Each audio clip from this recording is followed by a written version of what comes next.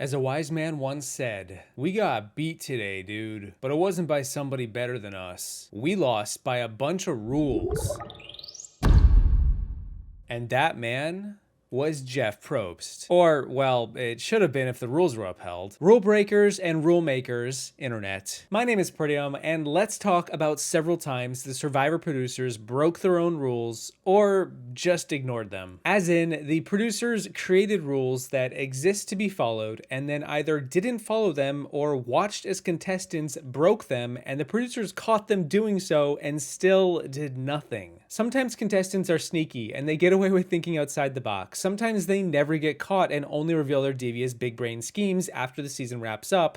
But then, sometimes they straight up get caught on camera in 4K or standard definition, and the producers just let it slide for whatever reason. Actually, you know what? Let's talk about that reason. Let's get this out of the way right now. The reason all of what I'm about to talk about in this video happens is because Survivor is not fair. It was never fair, and it will never be fair. The rule of cool will almost always prevail, because the reality is that first and foremost, Survivor's a TV show, and it aims to get eyeballs on the screen. So if something or someone breaks the rules, but in the process it's gonna deliver a result that many or most viewers will find satisfying or just too cool to ignore, the rule instead gets ignored. Whatever's cool makes the rule. Because, quite frankly, it's just better to be cool than be a stickler for a rule, right? Also, needs to be said, within the Survivor rulebook, which I will link in the description below for all you board game enthusiasts out there who want to brush up on the technicalities, there is literally a rule where the producers can change any rule they want at any point in time during a season for any reason they desire. Meaning, in a way, for the producers, there are no rules. This video title is oxymoronic. But you know what? I don't care. There are still rules out there that producers made to be followed, and they didn't, so here we go. Let's talk about them. If you are not in the attack zone when you engage contact, you're out of the game. Whoa, whoa, guys, hold up. Ken, you were not in the attack zone when you first made contact. You're out of the game. No, no, no! Rob, you were not in the attack zone when you grabbed Clay around the throat. You're out of the game. Stephanie, what are you doing? You were in the water. You're nowhere close to the attack zone. Another penalty. No, Jed, you weren't in the attack zone when you first made contact. Yes! Come on, guys, I'm like a broken record. Jed, join your tribe members. You're out of the game, too. We got beat today, dude. But it wasn't by somebody better than us. Okay, I'm not gonna be a sore loser. We lost, dude. We lost by a bunch of rules. Many of you may recall season 35, Heroes versus Healers versus Hustlers, and how Ben kept finding idols and playing them at every tribal council. One such rule that has been in place for many, many seasons is that idols can only be played after the votes are cast, but before they are read. Jeff will announce when you can play the idol, and until he does so, you can't actually play an idol. Sure, you can whip it out, you can fling it around, you can slap someone with it if you wanna, probably not allowed. But in the end, you can only play it at that certain point at Tribal Council. But then at one Tribal Council, at the Final 6, Ben was taunted to play his idol before the vote, and so he did. He stood up, and he gave his idol to Jeff, and because the whole moment was kinda cool, Jeff let it slide. He allowed Ben to play the idol before the votes were cast, not only giving Ben immunity, but also confirming that he was holding a real idol, not a fake one. However, 5 seasons prior, Mike Holloway asked Jeff if he could confirm if a fake idol that he was given was actually a real one, and Jeff said this. Jeff, I got a question. Can you verify something for me? Is this a hidden immunity idol? I cannot verify that until you decide to play it. If anybody has a hidden immunity idol and you want to play it, now would be the time to do so.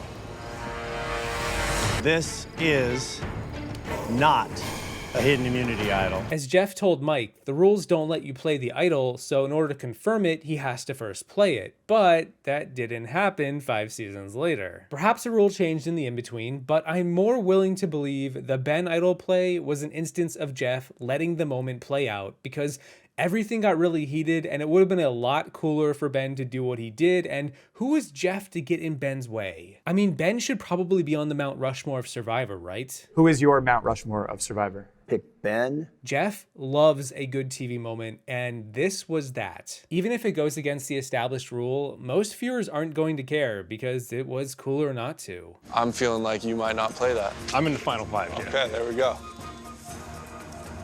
Good work. This is a hidden immunity idol. He's playing it early as a sign of power, maybe faith. I'm not sure. If you cast a vote for Ben, it won't count. Another rule on the show is that private items cannot be taken from a contestant without said contestant's permission. Private items are broken down into two categories. First, luxury items, of which each player gets to bring one, and second, whatever clothes they have. And I'm sure some superfans already know where I'm going with this one. Many times over Survivor's history have players stolen other players' clothes, and it was all caught on camera, and the producers decided to not only let it slide, but even include the footage in the episodes. As if to advertise it's like totally cool and something you should be doing, even though it's technically not allowed. We saw in season 19 Samoa when Russell burned Jason's socks and used his rule breaking as a form of strategy. We later saw karma manifest itself into a boomerang when in season 20, Sandra turned around and burned Russell's hat on day 39 to screw with him before the final tribal council. In season 21, we saw Holly get annoyed with Dan and then take his really expensive shoes, fill them with sand, and then sink them in water. On season 22, really 4 straight seasons, what's going on at this point in Survivor history, Julie was fed up with Philip, stole his shorts, and hid them, which I don't actually think did her any favors. Even going as far back as season 7 in the Pearl Islands, in the very first episode, we saw Rupert, the tie-dye pirate, steal the entire other tribe's shoes. He just picked them up and took them. I don't think the Morgan tribe gave him permission to do that. I also think that was against Panamanian law too, which is a whole other rule in the Survivor rulebook that can get the producers in hot water. You gotta follow the laws of the local country. But Your Honor, the defendant was role-playing as a pirate. If they were going to be silly enough to put it right next to me, I'm going to put it in my thing. All their trade goods, all the little women's shoes, the insoles, everything that I could find in there, I took. Take them, get anything. Whose are these? Pirated.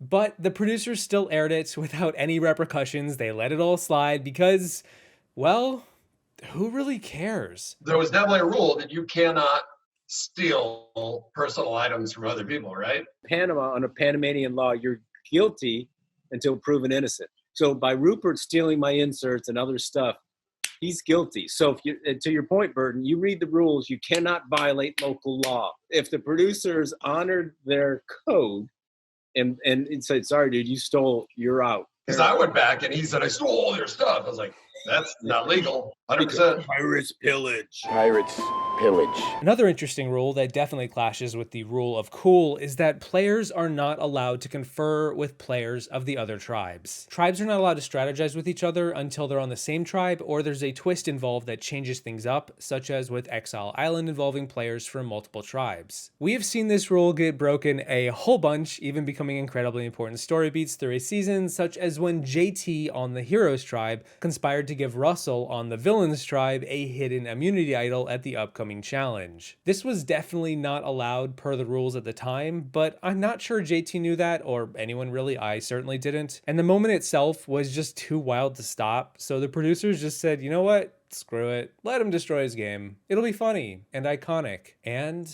it was. You don't hand the enemy the idol, especially when his name is Russell Hance. You don't do that. That's a no-no. Damn, we did it. And we got the idol out to Russell. And we know he's gonna be on our side. Serves them damn villains right. Here, Mr. Russell, here's an idol. This one's just for you. Well, thank you. You know what? I think JT just handed me $1 million.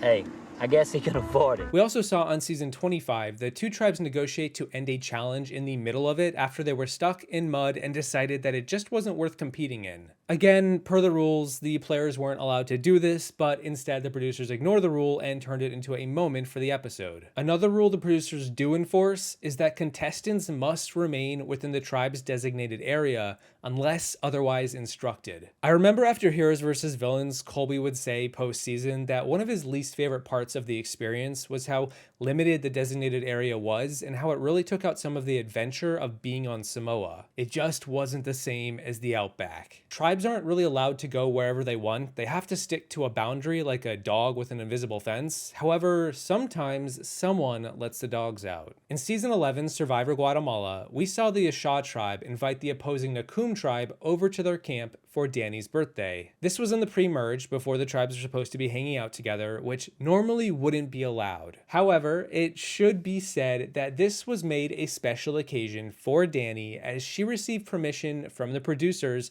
to make this event happen. She asked for permission and they said, you know what, break the rules, go for it. The chief of the tribes in ancient Mayan times would go and communicate with each other. They would sit and they would smoke and they would be at war later on. But what wasn't allowed was during season 13 Cook Islands when Cowboy, Ozzy, and Flicka took a canoe ride over to another island to go exploring. The three of them accidentally stumbled upon the opposing Rarotonga tribe camp, to which the other tribe was not too happy to see them. And I'm willing to bet that the producers knew this collision course was going to happen once they made their way over, but they decided to just let it happen because why not? What else was really happening at these tribes? Definitely against the rules, but it did make for a unique little moment. Why is this tribe coming our way?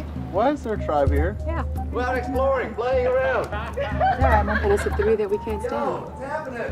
Are you gonna welcome us into your home or not? I didn't like it at all. I don't think they should be on our island. This is our turf. This is our territory. They got their own island. You guys want to work together to get some coconuts? We'll split with you. No. We'll climb a tree and get it. We'll split it. We'll go to your island and we'll work together. And while we've covered a lot of different broken rules, idols being played early, personal items being stolen or destroyed, cross-tribal strategies, and discussions when they weren't allowed, the last one I will end this video on is when the producers decided to break a cardinal rule of the game, one of the first rules in the book, by changing the definition of a tribal council. Here's the deal. In season 13, at the final 11, the Raro tribe lost immunity and went to tribal council to vote someone out. They voted out Rebecca, but there was a twist. The producers gave the Raro tribe a bottle with a note, and the note said they now had to vote out another player from their tribe. The problem with this moment is that tribal councils are defined as voting out a single contestant, not two. This twist essentially said, we're breaking a major rule. You now have to vote two people out at one tribal. This is whack Arnold, man. But why? Because you. The I24 are way more likable. And what's more, it also says in the rules that immunity challenges are only good for one tribal council, and because tribal councils are defined by only having one elimination, this means that the I24 back at their camp were technically no longer immune after Rebecca was voted out. But the producers didn't hold another immunity challenge after Rebecca left, they just went straight to the vote, totally screwing Jenny over, which totally overrides the entire system put in place on any given episode of the show. This moment was unprecedented, and it's the only time that it's ever happened. Even many seasons later, on season 22 Redemption Island and 23 South Pacific, we saw two people voted out at tribal council, but the producers were kind enough to involve the entire cast and hold an immunity challenge in between votes. The I24 on Cook Islands were massively spared here because the producers thought it would make for better TV if they stood a fighting chance later in the season, and also because they were just cooler. Rules are meant to be broken, right? Was there a consensus as to what the note inside might say? The consensus is it's a merge, am I right, guys?